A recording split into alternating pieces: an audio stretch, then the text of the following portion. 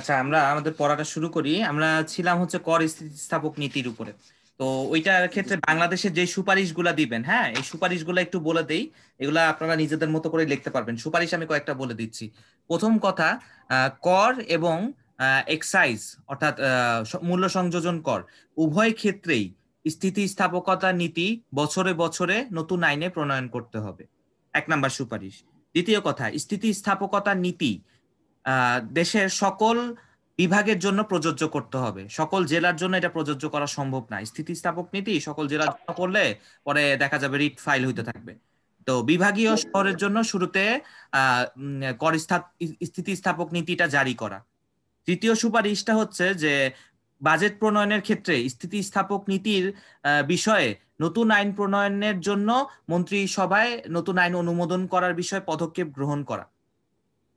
তৃতীয়টা হচ্ছে যে পরিস্থিতি স্থাপক নীতি বিষয়ে ব্যাপক আকারে বিভিন্ন কর রিলেটেড যে সকল অঙ্গ প্রতিষ্ঠানগুলো আছে সেইখানে এইটার বিষয়ে যত জোর দাবি তুলে বেড়ানো, মানে পাঠ্যপুস্তকে এইটার বিষয়ে অন্তর্ভুক্ত করা। কারণ বাংলাদেশে বর্তমানে আমাদের যে কর আইনটা প্রচলন আছে, এখানে কোথাও স্থিতিস্থাপক নীতির প্রতিফলন আপনারা পাবেন না। সো যেই জিনিসটা পাঠ্য বইয়ে আমরা পাবো না, সেই জিনিসটা তো আর প্র্যাকটিক্যালি অ্যাপ্লিকেশন করাটাও খুব বেশি কষ্ট হয়ে যাবে। তো এটা একটা আপনাদের রিকমেন্ডেশন থাকবে, যাতে এই জিনিসটা ট্যাক্স রিলেটেড যত পাঠ্যপুস্তক আছে সেখানে যেন এটা ইনকর্পোরেট করা হয়, সেই অনুযায়ী একটা সরকারি ব্যবস্থা গ্রহণ করা। আর স্থিতিস্থাপক নীতি কিভাবে ভবিষ্যৎ প্রজন্মকে একটা উন্নয়নশীল বা সমৃদ্ধ দেশ দিতে পারে, সেই বিষয়ে সভা সেমিনার আয়োজন করা। তো মোটামুটি এগুলাই আপনারা স্থিতিস্থাপক নীতি কাঠামো গঠনের সুপারিশ হিসেবে দিতে পারেন। এছাড়া অন্য আমি বেশ কয়েকটা বই দেখেছি, বাট এইটার থেকে ভালো সুপারিশ আর কোথাও বলা নেই। ঠিক আছে, বেশ কিছু বই দেখেছি ট্যাক্সের, এই পর্যন্ত যে কয়টা বই দেখেছি এর বাইরে মানে সুপারিশই করতে রাজি না এই স্থিতিস্থাপক নীতিকে। অনেক রাইটার তো এভাবেও বলেছে যে বাংলাদেশের প্রেক্ষাপটে কর স্থিতিস্থাপক নীতি কখনোই সম্ভব না। যাই হোক, তো এরপরে একটা গুরুত্বপূর্ণ প্রশ্ন পড়ব, যদিও এই প্রশ্নটা আপনাদের গত বছরের পরীক্ষায় এসেছে, তারপরেও আমরা এই প্রশ্নটা রাখছি। কারণ আমাদের প্রিভিয়াস এক্সপিরিয়েন্স যেটা বলে যে এই প্রশ্নটা প্রতি 2 বছরে রিপিট হয়। প্রতি 2 বছরে রিপিট হয়। সেই প্রশ্নটা হচ্ছে 10-এর খ। এই প্রশ্নটা গত বছরের পরীক্ষায় ছিল। ঠিক আছে, আমি বলবো না এটা এই পরীক্ষার জন্য খুব বেশি ইম্পর্টেন্ট, বাট এটা প্রতি 2 বছরে যেহেতু রিপিট হয়, সেই জন্য এই প্রশ্নটা একটু আপনাদেরকে নলেজ দিয়ে দেওয়া। লোকসানের সমন্বয় এবং লোকসানের জের টানা বলতে কি বুঝায়, এরকম বেশ কয়েকটা শব্দের সংজ্ঞা আপনাদেরকে পড়াবো। এই সংজ্ঞাগুলো কোনোভাবেই বাদ দিবেন না। পরীক্ষার হলে আসলে যাতে অ্যাটলিস্ট জিসটুকু লিখে আসতে পারেন, তারপরে বানিয়ে যেমন চায় লেখেন, বা জিসটা যেন ঠিকভাবে লিখে আসেন। লোকসানের সমন্বয় এবং লোকসানের জের টানা, এই জিনিসটা আবার কি, এটার বিষয়ে আপনারা হচ্ছে আমাদের শীটে পাবেন। শীটের হচ্ছে পেজ নাম্বার 31-এ পাবেন, 31 নাম্বার পেজে পাবেন। 31 নাম্বার পেজের প্রশ্ন নাম্বার 27 দেখেন, লোকসান সমন্বয়টা কি বলছে। কোন করদাতা মোট আয় নির্ধারণের এক বা একাধিক খাতের লোকসান অপর এক বা একাধিক খাতের দ্বারা পূরণ করাকে লোকসানের সমন্বয় বলা হয়। কি বললাম, কিছুই আপনারা বুঝেন নাই, বলছি। ধরেন 2019 সালে 2019 সালে আপনি একটা আয় নির্ধারণ করলেন। 2019 সালে আপনি এক বা একাধিক খাতে একটা আয় নির্ধারণ করে দেখালেন, কিন্তু সেখানে আপনার একটা লস ছিল। এই লসটা যদি আপনার রিকভার করতে হয়, তাহলে কি করতে হবে? পরবর্তী বছর আয় দ্বারা এটাকে রিকভার করে নিতে হবে, একটা সমন্বয় সাধন করে দেখাতে হবে। আমাদের সিভিলের ভাষায় এটাকে সেট অফ বলা হয়। সিভিলের ভাষায় এটাকে সেট অফ বলা হয়। নাকি এই বছর লস হয়েছে, তো আগামী বছর লাভ দিয়ে এই লসটাকে আপনি এনি হাও কি করবেন, ঠিক করে দিবেন। তবে এই লোকসান সমন্বয়ের ক্ষেত্রে যে ধারাটা আছে আমাদের আয়কর অধ্যাদেশের 37 ধারা, এখানে কতগুলো আবার নিষেধাজ্ঞা দিয়েছে, বিধিনিষেধ দিয়ে দিয়েছে। সবকিছু দিয়ে আবার সমন্বয় করতে পারবেন না, সব ধরনের আয় দিয়ে সমন্বয় করতে পারবেন না। কোন সব জিনিস দিয়ে সমন্বয় করতে পারবেন না সেটা একটু বলে দিচ্ছি।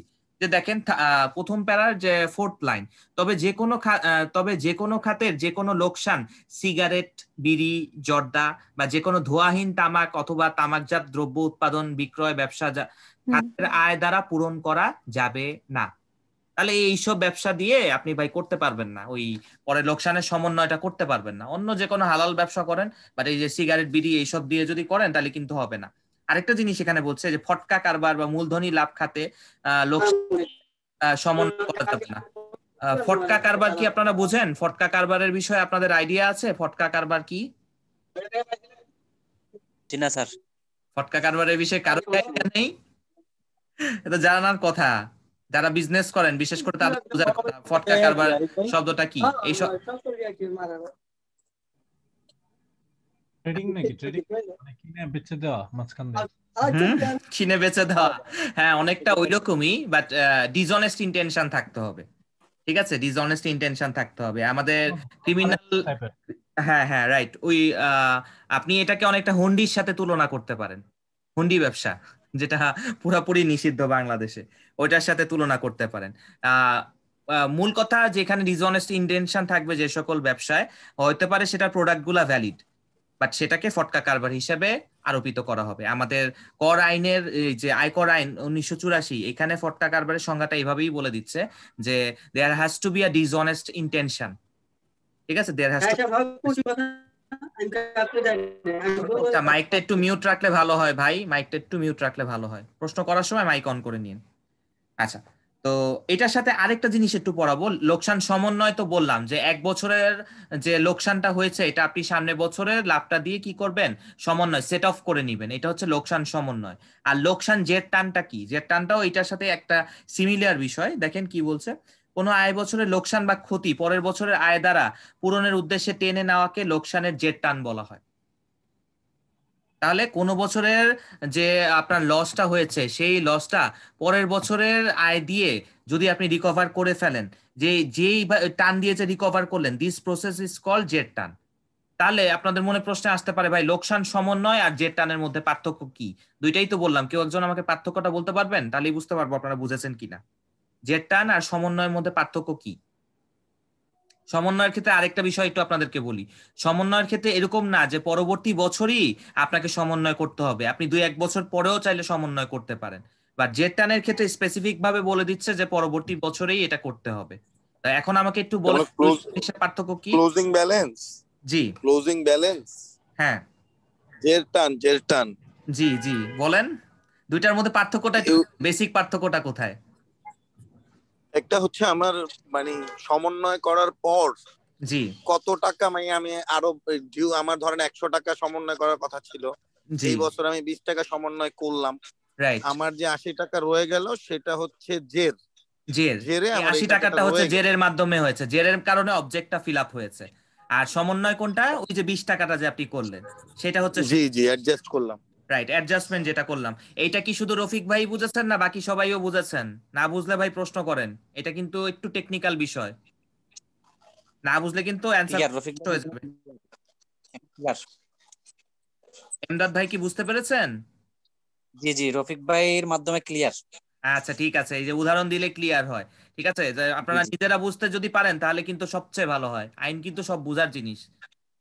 যাই হোক, তো এখানে উদাহরণ যদিও দেওয়া নাই, সম্ভব হলে এই প্রশ্নটা আসলে আপনারা একটা নিজেদের মতো করে একটা এরকম ব্যবসায়িক ক্ষেত্র থেকে উদাহরণটা টেনে দিবেন। আর সমন্বয়ের ক্ষেত্রে ওই যে এই ব্যতিক্রম গুলা বলেছি এগুলো একটু লিখে দিবেন। আর এইটা আপনাদের টিকা হিসাবে ইম্পর্টেন্ট, বড় প্রশ্ন হিসেবে এটা অত বেশি ইম্পর্টেন্ট না, টিকা হিসেবে এই প্রশ্নটা ইম্পর্টেন্ট। ওকে, আর দুইটা জিনিসের পার্থক্যটা একটু দেখিয়ে দিবেন। আর যে আরো কিছু জিনিস আছে, জেট টানের ক্ষেত্রে একটা বিধান আছে, দেখেন বিধানগুলো কি কি বলছে।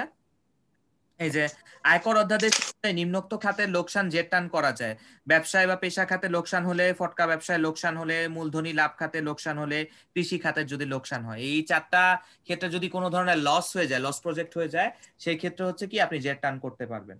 আর জেট টানের বিধানটা হচ্ছে ওই 1984 অর্ডিন্যান্সের সেকশন 38-এ বলা হচ্ছে, যে ব্যবসা বা পেশা হতে লোকসান সংঘটিত হয়েছে, করদাতা যদি উক্ত ব্যবসা বা পেশা পরবর্তী কর বছর পর্যন্ত চালিয়ে যেতে চান তাহলে হচ্ছে বিপরীতে সমন্বয় করা হবে।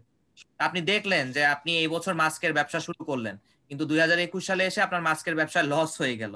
এখন যদি এই ব্যবসাটা আপনার চালিয়ে যেতে হয়, আপনার কি করতে হবে, জেট টানের মাধ্যমে সমন্বয় করতে হবে। জেট টান ব্যতীত কিন্তু সমন্বয় সম্ভব না, একটা আরেকটার সাথে জড়িত। আর জেট টানের ক্ষেত্রে আরেকটা জিনিস মনে রাখতে হবে, কোন জেট টানই 6 বছরের বেশি টানা যাবে না। ভাই এটা আমার কথা না, এটা ইনকাম ট্যাক্স অর্ডিন্যান্সের সেকশন 38-এ বলা আছে, জেট টানের ক্ষেত্রে এই জেট টানটা 6 বছরের বেশি করা যাবে না। ঠিক আছে, 6 বছরের বেশি করা যাবে না, অ্যাটলিস্ট এর মাঝখানে ট্রানজেকশন হতে হবে। আচ্ছা, তো এখান থেকে এই দুটো জিনিস পড়লেই হচ্ছে। আর এরপরে এরপরে আমরা যে জিনিসগুলা দেখবো, আমি কতগুলা করের নাম আপনাদেরকে বলে দিচ্ছি, এই করের নামগুলা একটু আলাদা করে পড়বেন।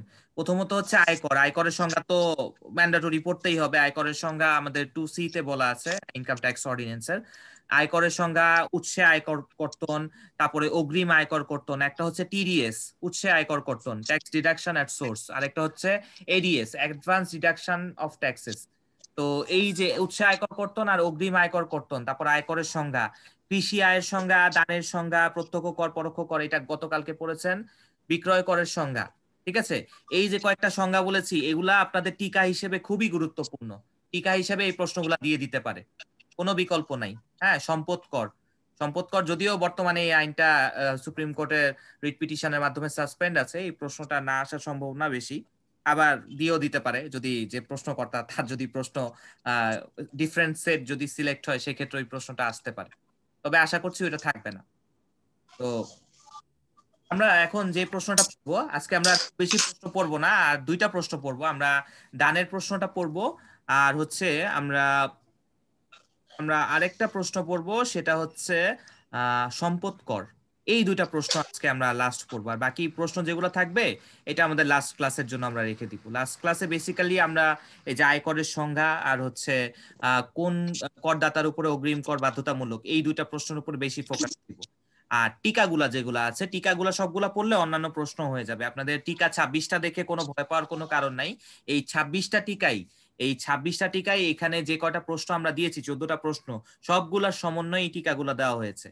কারণ ট্যাক্স লতে টিকা কমন ফেলা খুব কষ্ট, এই জন্য বেশি বেশি টিকা দিয়ে দিয়েছি যাতে খুব সহজে আপনাদের কমন পড়ে যায়। আর প্রত্যেকটা টিকাই আশা করছি হ্যান্ড নোটে পাবেন। টিকা কোনোটাই মিস হয় নাই, আমার জানার মতে কোনোটাই আমাদের শীটে মিস হয় নাই, যদি না আপনার কাছে নতুন শীট না থেকে থাকে। নতুন শীট না থেকে থাকলে বলবেন, আমি সেই টিকাগুলো পাঠিয়ে দিব। তো আমরা এখন যে প্রশ্নটা পড়বো সেটা হচ্ছে দানের সংজ্ঞা। ঠিক আছে, দানের বিষয় কি কেউ জানেন? দান কি জিনিস, দান কেমনে করে? দেখেছেন কাউকে দান করতে?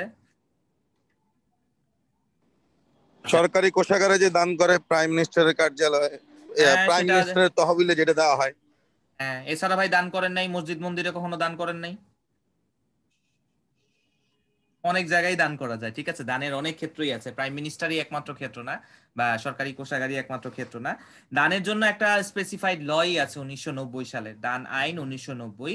এটার 2-এর চ অনুযায়ী দান বলতে বোঝায় এক ব্যক্তি যখন অন্য ব্যক্তিকে স্বেচ্ছায় অর্থ এবং অর্থমূল্যের প্রতিলাভ ছাড়া স্থাবর অস্থাবর সম্পত্তিকে হস্তান্তর করে, সেটাকে দান বলা হয়। আচ্ছা, আপনারা আমাকে একটু বলেন তো, দান আর উপহার দুইটা জিনিসের মধ্যে পার্থক্য কি?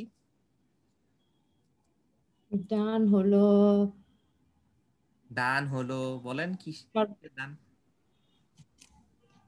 উপহারের বেলায় তো একটা নিমন্ত্রণ থাকবে বা সামথিং থাকবে। দান হলো কারো প্রয়োজনে, স্যার দান হলো একটা প্রয়োজনে, উপহার কিন্তু জাস্ট খুশি মতো, ঠিক না? না, আবার দানের বেলায় তো কোনো মানে নাই, মানে দানের বেলায় কোনো নিমন্ত্রণ বা এরকম টাইপের কোনো না, কিছু থাকে। দান হচ্ছে মনের শান্তি। হ্যাঁ, মনের শান্তি না, তার দরকার থাকে। উপহার কি মনের শান্তি না? আর উপহার হচ্ছে ঘুষ। ভাই, তাহলে ওই যে ভাই বললেন উপহার হচ্ছে ঘুষ, আপনি যদি কাউকে উপহার দেন আমি ধরেই নিব সেটা ঘুষ হিসেবে দিচ্ছেন। মানে ট্যাক্সের ভ্যাটের হিসাবে বললাম। হ্যাঁ, ঠিক আছে, বুঝতে পেরেছি। তবে উপহার শব্দটাও কিন্তু আইনের শব্দ, আপনি ঘুষ বলেন না, উপহার শব্দটাও ঘুষের শব্দ। প্রতিদানের মতন হচ্ছে না উপহারটা, কিন্তু দানের বেলায় কোনো প্রতিদান নাই। না, আপনার উপহারের প্রতিদান কিসের? আপনি যখন আপনার ওয়াইফকে গিফট দিচ্ছেন, উনি কি ওটার বিনিময়ে আপনাকে টাকা দেয়? প্রতিদান কোথায় ভাই? না, সেটা স্যার না। আমার মতে হলো দানটা হলো প্রয়োজনে দেওয়া, আর উপহারটা হলো মানে দিলা, দান ওখানে প্রয়োজনটা থাকে না। অনেকটাই, আবার উপহারও কিন্তু অনেক সময় প্রয়োজনের তাগিদেই দেওয়া লাগে। অনেক সময় দান হলো সর্বোচ্চ ত্যাগ করে দেওয়া, সর্বোচ্চ ত্যাগ করে দেওয়া। উপহারও তো আপনি ত্যাগ করেই দিচ্ছেন, তাই না? যদি ম্যাডাম যদি আজকে আমাকে একটা BMW গিফট করেন, সেটা তো ত্যাগ করেই দিবেন, তাই না? ত্যাগ ছাড়া তো না। যাক, দুইটার মধ্যে কিছুটা পার্থক্য আছে। দানটা বেসিক্যালি আমাদের ল যেটা বলছে, দানটা বেসিক্যালি চ্যারিটেবল পারপাসে করা হয়। ঠিক আছে, চ্যারিটেবল পারপাসে বা ফ্রি অফ উইল যেটা দেওয়া হয়। বাট উপহার সবসময় ফ্রি অফ উইল নাও হতে পারে। আপনি আপনার একটা মেয়ে জিদ করলো যে সে 1 কাঠা জমি গুলশানে চায়, ঠিক আছে, আপনি তাকে গিফট করে একটা দিয়ে দিলেন, এটা ফ্রি অফ উইল নাও হতে পারে, আপনার মেয়ের জিদের কারণেও আপনি দিতে পারেন বা তার পছন্দের কারণে আপনি দিতে পারেন। বাট দান জিনিসটাতে অবশ্যই ফ্রি উইলটা থাকবে, ফ্রি কনসেন্টটা থাকবে। ওকে, গিফটের ক্ষেত্রে অবশ্যই একটা রিলেশন থাকতে হবে। গিফট যে কাউকে করা যায় না, গিফট কিন্তু সবাইকে করা যায় না। গিফটের ক্ষেত্রে রিলেশনের কিছু লিমিটেশন আছে, সবাইকে গিফট করা যায় না। আমি চাইলেই অ্যালেক্স ভাইকে আমার দামি বিএমডব্লিউ গাড়িটা দিয়ে দিতে পারবো না, ঠিক আছে? আমার প্রথমত দেখাতে হবে যে somehow he belongs to any relation. Without relation gift করা পসিবল না, ঠিক আছে? উইদাউট রিলেশন গিফট করা পসিবল না। আর হচ্ছে আপনার দানের ক্ষেত্রে there is no need of any relation, কোনো রিলেশন দেখানোর কোনো প্রয়োজন নাই। আর দানের যে জিনিসটা, এটা দান কর আইন 1990 অনুযায়ী আপনার ডিল হয়। আর গিফটের যে বিষয়টা, সেটা গিফট ট্যাক্স অ্যাক্ট 1940 অনুযায়ী নিয়ন্ত্রিত হয়। বর্তমানে গিফট ট্যাক্স অ্যাক্টটা সুপ্রিম কোর্টের আদেশ অনুযায়ী স্থগিত আছে। বর্তমানে গিফটের জন্য ট্যাক্সের যে সিস্টেমটা, সেটা স্থগিত আছে, এটা একটা মামলাতে পেন্ডিং আছে, যার কারণে গিফট ট্যাক্সের বিষয় সরকার চাইলেও কোনো ইম্পোজ করতে পারে না। ওকে, আর গিফট ট্যাক্সের বেলায় মুভেবল প্রপার্টির জন্য কোনো ট্যাক্স হয় না, ইমুভেবল প্রপার্টির জন্য অবশ্যই ট্যাক্স দিতে হয় গিফট ট্যাক্সের বেলায়। ওকে, আর গিফট হচ্ছে একটা প্রপার্টি ফুললি গিফট করা যায়, বাট ব্লাড রিলেশনের ক্ষেত্রে, হ্যাঁ, ব্লাড রিলেশনের ক্ষেত্রে। আবার মুসলিম লতে এটার জন্য একটু ডিফারেন্স আছে, 1/3 এর বেশি গিফট করা যায় না, হ্যাঁ, 1/3 এর বেশি করা যায় না। আচ্ছা, তো আমরা চলেন দেখি দান কর যেহেতু পড়ছি, দান করটা কি। দান বলিতে এক ব্যক্তি যখন অন্য ব্যক্তিকে স্বেচ্ছায়, যে ফ্রি উইল, স্বেচ্ছায় অর্থমূল্যের প্রতিদান ছাড়া স্থাবর বা অস্থাবর সম্পত্তিকে হস্তান্তর বুঝাবে। তাহলে গিফট ট্যাক্সের বেলায় কিন্তু শুধুমাত্র স্থাবর যেটা, সেটা দেখা হয়, অস্থাবরটা কিন্তু দেখা হয় না। আর দানের ক্ষেত্রে স্থাবর অস্থাবর, মুভেবল ইমুভেবল দুইটাই কিন্তু দেখা হবে।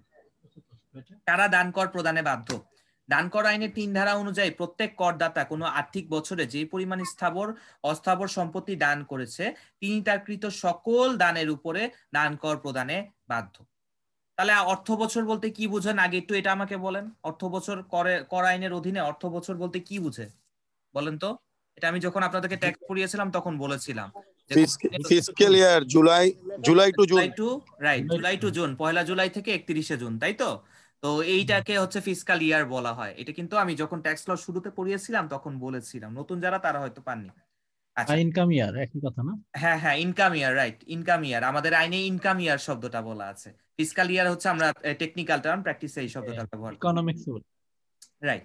আচ্ছা, তারপরে দেখেন ব্যতিক্রমটা কি আছে। 2 ধরনের ব্যক্তি দান কর প্রদানে বাধ্য নয়। কোন 2 ধরনের ব্যক্তিকে দান কর দিতে হয় না, চলেন দেখি। যে ব্যক্তি অব্যাহতিপ্রাপ্ত খাতে দান করেছেন, কিছু কিছু জায়গা আছে চ্যারিটেবল পারপাসে যদি দান করেন সেক্ষেত্রে ট্যাক্সটা রিবেট হয়ে যায়, মওকুফ হয়ে যায়, ঠিক আছে? যেমন কালচারাল সোশ্যাল রেসপন্সিবিলিটি, সিএসআর এর কোনো প্রোগ্রামে যদি আপনি দান করেন, বা আপনি যদি আইসিসি ডিআরবি তে যদি দান করেন, এরকম একটা লিস্টই আছে আপনাদের শিটে, এই লিস্টটা আছে যে কোথায় কোথায় দিলে আপনি ট্যাক্স এক্সেমশন পাবেন। এটা আপনারা শিটের পেজ নাম্বার 59-এ পাবেন। পেজ নাম্বার 59-এ দেখেন কোন কোন ক্ষেত্রে আয়কর রেয়াত দেওয়া হয়, ঠিক আছে? এই সকল ক্ষেত্রে দান যদি করেন আপনাদের হচ্ছে কোনো কর দিতে হবে না, দান করে। এই যে দেখেন একটা লিস্ট দেওয়া আছে, জীবন বীমার প্রিমিয়াম, সরকারি কর্মকর্তার প্রভিডেন্ট ফান্ড চাঁদা, তারপরে এই যে আইসিসি ডিআরবি তে চাঁদা, সিআরপি তে চাঁদা, সিআরপি সাভারে আছে, আর একটা মিরপুরে আছে, ওই যে আপনার যারা প্যারালাইজড হয়েছে, খুব ভালো একটা হাসপাতাল। তারপরে Asiatic society, Hasania mission, cancer হাসপাতাল, মুক্তিযোদ্ধা কল্যাণ, হ্যান জাতি জনকের জন্য টাকা। তো এই সব জায়গায় যদি আপনি চ্যারিটেবল পারপাসে দান করেন, সেই ক্ষেত্রে কিন্তু ট্যাক্স রিবেটও দেওয়া হয়। আবার সেগুলা ক্ষেত্রে কিন্তু আপনি এই যে দানের ক্ষেত্রে অব্যাহতিও পেয়ে যাবেন, ঠিক আছে? এইটার একটা আলাদা প্রত্যেক বছর এটার উপরে একটা প্রজ্ঞাপনও জারি করা হয় যে এই ক্ষেত্রে দান আপনার কর দিতে হবে না। সরকার গেজেট প্রকল্পের মাধ্যমে যে ব্যক্তিকে দান কর হতে অব্যাহতি দিয়েছে, অথবা সরকার যদি কাউকে গেজেট করে বলে দেয় যে অমুক ব্যক্তির দানের উপরে কোনো কর দেওয়া লাগবে না, তো সেক্ষেত্রেও হয়তো আপনার দেওয়া লাগবে না, ডিপেন্ডস অন গভর্নমেন্ট। দান করের বৈশিষ্ট্যটা একটু দেখেন। দান কর 1990 সালের 1 জুলাই থেকে কৃত দানের উপরে ধার্য হয়। তাহলে 1990 সালে আগে যে সকল দান হয়েছে সেগুলোর উপরে কোনো কর দেওয়া যাবে না। এটা আসলে 1990 সাল থেকেই এফেক্টিভ হয়ে গিয়েছে, 1 জুলাই থেকে। আইনের অধীনে অব্যাহতি প্রাপ্ত হলে দান কর দিতে হবে না। তো এটা তো খুব সহজ বিষয়, অব্যাহতি থাকলে দিতে হবে না। তফসিলের মাধ্যমে দান করের হারটা নির্ধারণ করা হয়। কোন আর্থিক বছরে সকল করযোগ্য দানের পরবর্তী বছরে 15 সেপ্টেম্বরের মধ্যে দান কর রিটার্ন জমা দিতে হয়। ওই যে আমাদের ইনকাম ট্যাক্স রিটার্ন যেমন প্রত্যেক বছর নভেম্বরের শেষে জমা দিতে হয়, এবার একটু এক্সটেনশন করেছিল, মেবি ডিসেম্বর পর্যন্ত এক্সটেনশন ছিল। তো এইটার ক্ষেত্রে হচ্ছে 15 সেপ্টেম্বরের মধ্যে করতে হয়। মজার বিষয় হচ্ছে এই বছর দান করার বিষয়ে একেবারেই সাইলেন্ট ছিল সরকার, কোনো প্রজ্ঞাপনই ইস্যু করেনি, যেহেতু করোনা ছিল। তো দান টান কেউ দেয়ও নাই, আর কোনো কিছু সরকার নেয়ও নাই।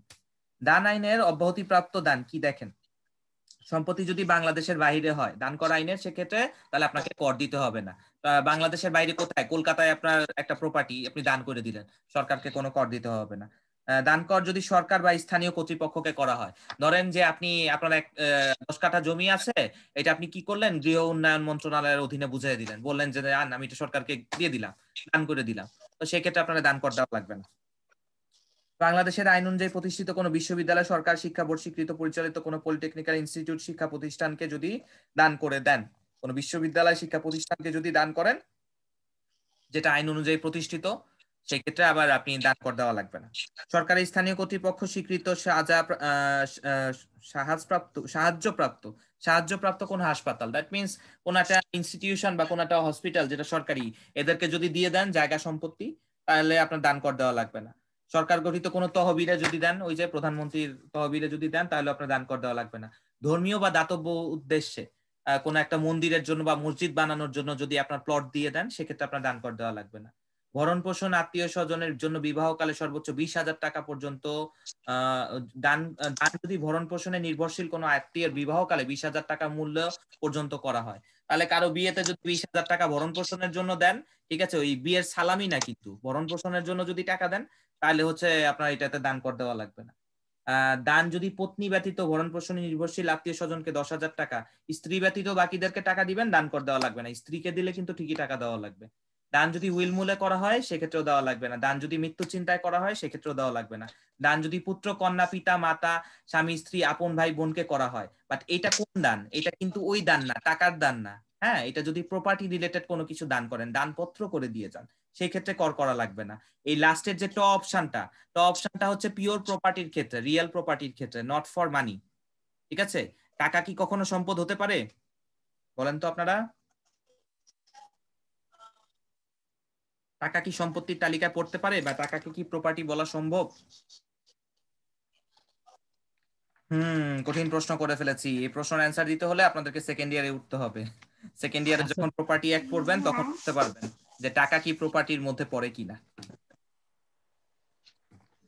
আচ্ছা, তাহলে আমরা দানের সংজ্ঞাটা পড়ে ফেললাম। আমরা মোটামুটি 11 কটা আমাদের কমপ্লিট হয়ে গেল। তো আমরা আজকে যে লাস্ট প্রশ্নটা পড়ব সেটা হচ্ছে সম্পদ কর না, আমরা আজকে বিক্রয় কর বলতে কি বুঝো? এটা আমাদের শীটের যে নতুন পেজগুলো আমরা সংযুক্ত করেছি, সেখানে এটা পাবেন। পেজ নাম্বার 50, হাফ সেঞ্চুরি 50-তে পাবেন। বিক্রয় কর বলতে কি বুঝো, বিক্রয় কর নির্ধারণের পদ্ধতিটা কি, নির্ধারিত করের বিরুদ্ধে আপিল ও রিভিশনের নিয়মটা উল্লেখ করো।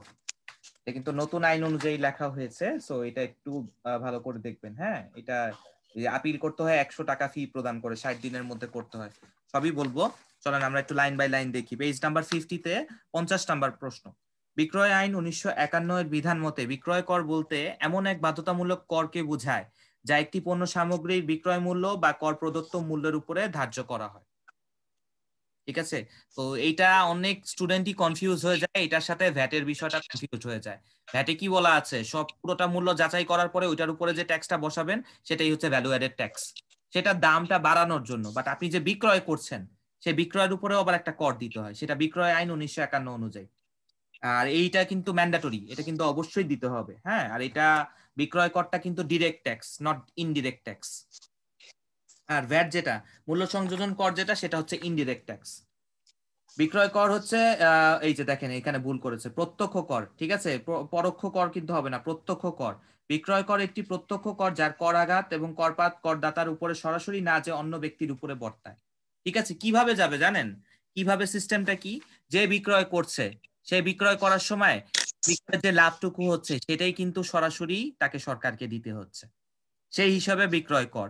কিন্তু কিনে নিয়ে যাচ্ছে কে, এটা নিয়ে যাচ্ছে হচ্ছে ক্রেতা। ক্রেতা তো অলরেডি ভ্যালু অ্যাডেড ট্যাক্স দিয়েই দিচ্ছে, সেজন্য তাকে আর ট্যাক্স প্রদান করার দরকার নাই। কিন্তু যে বিক্রেতা, সে তো আর ভ্যালু অ্যাডেড ট্যাক্সটা দিচ্ছে না, সেই জন্য তাকে বিক্রয় করটা দিতে হবে। সেই হিসাবে এটা হচ্ছে প্রত্যক্ষ কর। আচ্ছা, এইটার একটা ইম্পর্টেন্ট জিনিসটা একটু দেখেন।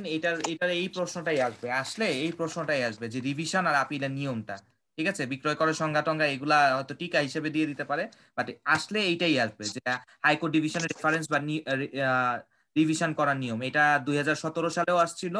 আশা করছি আপনাদের 19, যেহেতু আপনারা 18-19 সেশন, আপনাদের পরীক্ষা এটা থাকতে পারে।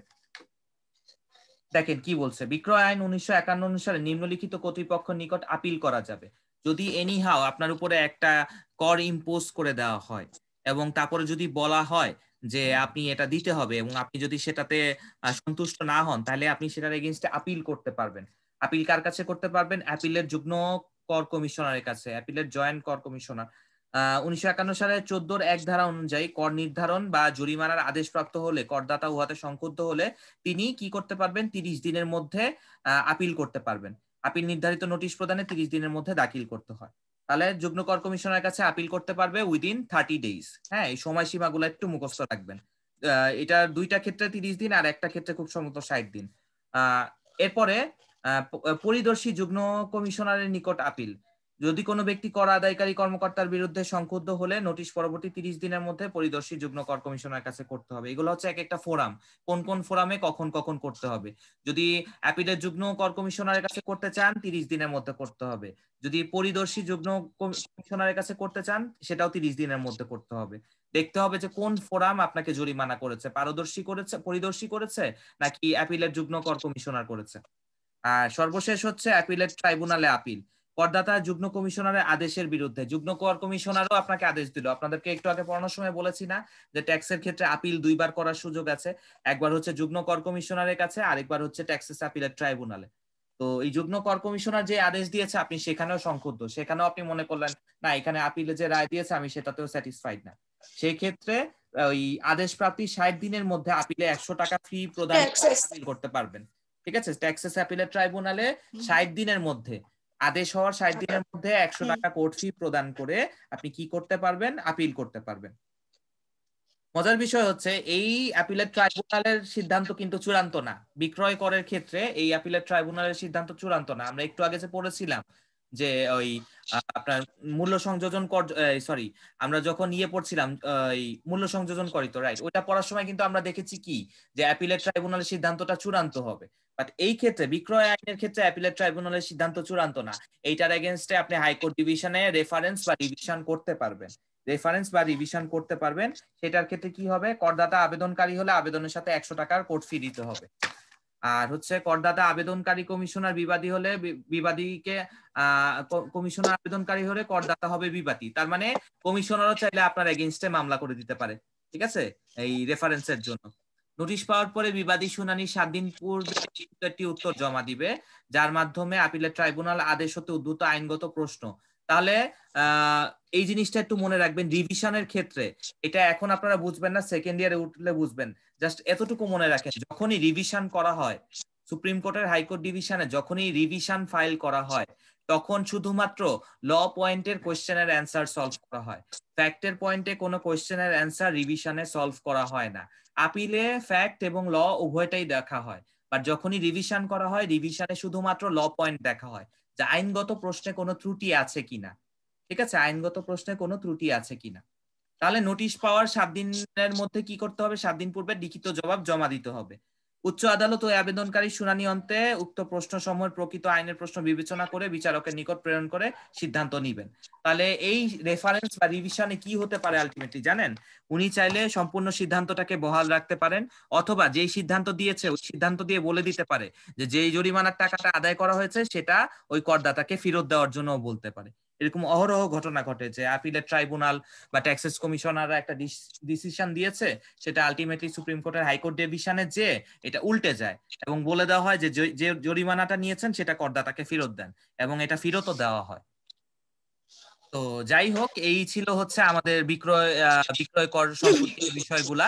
এইটার থেকে এই আপিল আর রিভিশনের নিয়মটা পড়বেন, আপনাদের পরীক্ষার জন্য এই অংশটুকু গুরুত্বপূর্ণ। আর নেক্সট দিন হচ্ছে আমরা সম্পদ করটা পড়বো, আমরা আয়করের সংজ্ঞা পড়বো, কৃষি আয়টুকু পড়বো, আর যে টিকাগুলা আছে এই জিনিসগুলা পড়বো। হচ্ছে এখন কথা হচ্ছে যে ভাই নেক্সট দিনটা কোন দিন করা যায়? আমি রবিবার আর সোমবার নিতে পারছি না, অন্য কোন দিন আপনারা করতে পারবেন সেটা সম্মিলিতভাবে এখন আমাকে ডিসিশন জানিয়ে দেন, এটাই চূড়ান্ত সিদ্ধান্ত বলে গণ্য হবে। তার মানে মঙ্গলবার করেন। মঙ্গলবার বলে দেন স্যার। মঙ্গলবার, সবাই কি মঙ্গলবারে জি রাজি? স্যার, কারণ যত তাড়াতাড়ি হয় তত তাড়াতাড়ি আমরা তাহলে Yes, করতে yes. পারবো। আচ্ছা ঠিক আছে, মঙ্গলবারে যদি সবাই রাজি থাকেন তাহলে মঙ্গলবারে রাত্রে 8টায় না 9টায়, কোন সময় বলেন?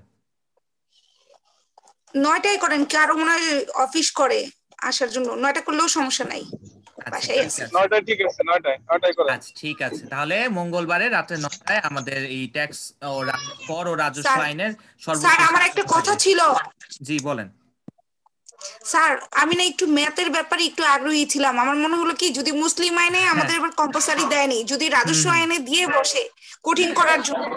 আচ্ছা ঠিক আছে, আমি তো বলেছি যে আপনাদের ক্লাসে একটা ম্যাথ অবশ্যই দেখানো হবে, ঠিক আছে? একটা না, 3টা ম্যাথ দেখানো হবে। জাস্ট হ্যাঁ স্যার, 3টা ম্যাথ আমি জাস্ট দেখিয়ে বলতে দিব, চাচ্ছি জাস্ট একটা যাতে কোনো এনিহাউ কাঠামো। যদি হ্যাঁ এইটা আমি মোটামুটি একটু শিওর যে ম্যাথ কম্পালসারি দিবে না, বাট ম্যাথের প্রবলেম থাকবে, বাট এইটা মোটামুটি শিওর যে কম্পালসারি কোশ্চেন আসছে না।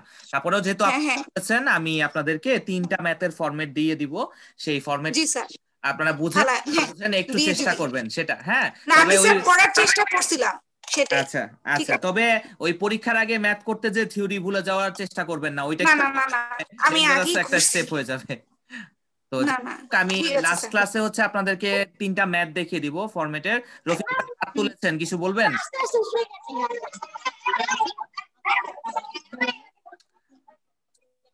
আমি ওই যে বলেন। হ্যালো, জি বলেন রফিক ভাই, শুনতে পাচ্ছি, বলেন। ভাই ওইটা হচ্ছে মূল্য সংযোজন কর ও সম্পূরক শুল্ক আইন 2012 হবে। জি জি 2012 হবে, ওটা একটু কারেকশন করে নেবেন আপনারা, এটা একটু কারেকশন করে নেবেন আপনারা। না, সাথে কিন্তু সম্পূরক শুল্কটাও আছে, মানে হ্যাঁ ওই শব্দটা ওই সময় মূল্য সংযোজন কর এবং সম্পূরক শুল্ক আইন 2012 এই কথাটা একটু ওই প্রশ্নের সাথে অ্যাড করে নেবেন।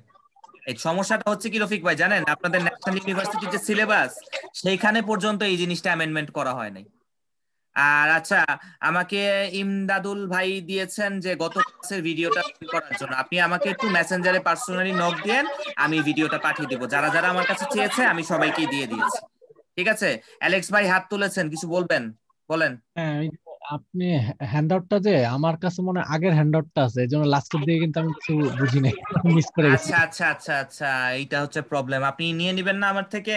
আচ্ছা আপনি হ্যাঁ মানে আপনি আপনি আপনি এটা ওই যে ঈশার নাম্বারে একটা ফোন দিয়েন, ওনারাই আপনাকে একটা কপি দিয়ে দিবে, সেটার জন্য কোনো টাকা দিতে হবে না, এমনি পাবেন, ঠিক আছে?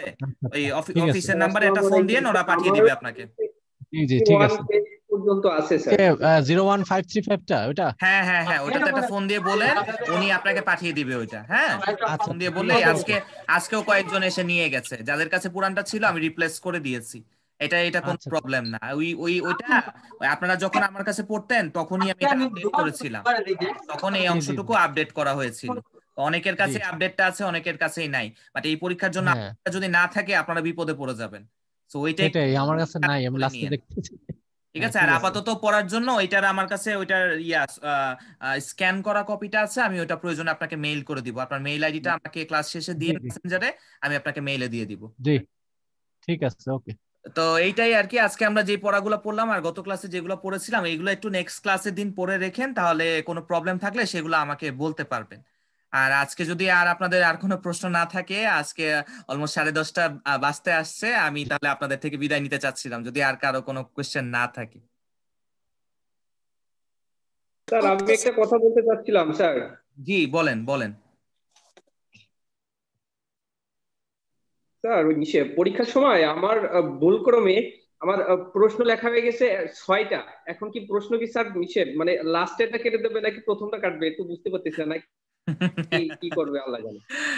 এরকম ক্ষেত্রে সাধারণত আমাদের ইনস্ট্রাকশন থাকে অ্যাজ পার ল, যে প্রথমত আগে দেখতে যে আপনি পাস মার্কস আসছে কিনা, তারপরে কাটার প্রশ্ন, ঠিক আছে? ন্যাশনাল ইউনিভার্সিটির খাতা দেখার ক্ষেত্রে গাইডলাইন হচ্ছে সরাসরি ওই মার্ক ক্রসিং এ যেন আমরা না যাই। হ্যাঁ, আগে আমাদেরকে দেখতে যে মেরিট ওয়াইজ খাতাটার নাম্বার কত এসেছে। আপনার নাম্বার যদি 60-র উপরে চলে যায় তখন ওইটা কাটার বিষয়ে আমরা সিদ্ধান্ত নিব, তার আগ পর্যন্ত কাটার সিদ্ধান্ত আমরা সাধারণত নেই না। এইটা হচ্ছে ন্যাশনাল ইউনিভার্সিটির গাইডলাইন। আচ্ছা, যদি থ্যাংক ইউ। আপনার মার্কসটা 60 এর উপরে চলে যায় সেই ক্ষেত্রে ওটা কাটার বিষয়ে চিন্তা ভাবনা করব। আশা করছি আমার হাতে 6টা প্রশ্ন আসবে না।